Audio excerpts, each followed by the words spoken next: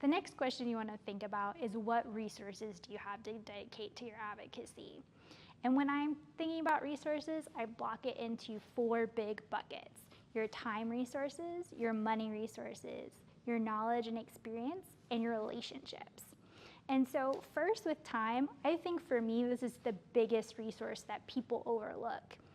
We all are really busy. We have our work, we have family responsibilities, we go to church, we have baseball, we have a lot of different things going on in our lives. And sometimes we have the best intentions but aren't honest about our time. And so when you're thinking about the best way for you to plug in and advocate, you want to be honest. How much time do I have to dedicate to this? Even if it's just a minute a week, you can make a difference by doing something as simple as filling out an action alert and sending a form email. There's still things that you can do. So think through about how much time you have to dedicate to this work. The next one is money. This is really important if you're planning on doing a really big advocacy push. You might want to host a community event to raise awareness. Do you have money to pay for food and to print off flyers? Maybe you want to send postcards to get people calling their legislators. All that costs money. But again, if you don't have any money, that's still okay. You can still use a lot of different methods and techniques. And if you don't have money right now, you can fundraise and get it. So don't feel like that's a limiting factor if you don't have any money right now. The next one is knowledge and experiences. And so we talk about connecting with legislators' head and their heart. So you want those facts and statistics about why the problem you're trying to solve is important and why you have a good goal.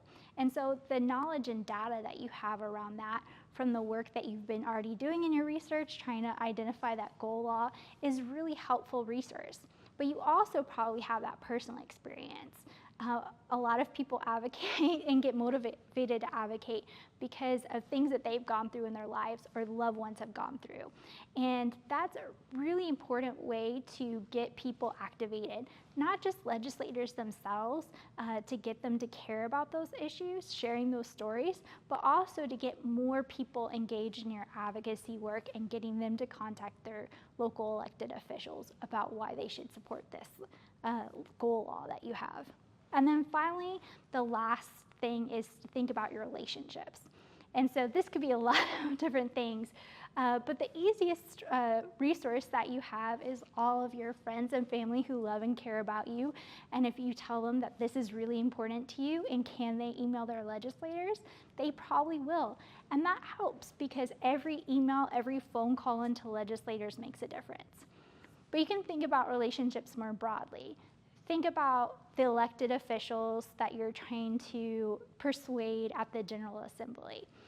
They have people in their community that they know and trust, and that if they reached out to them about your goal law, it would make a big difference.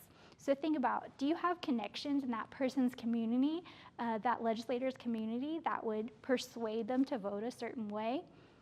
That's another type of relationship that can make a big difference.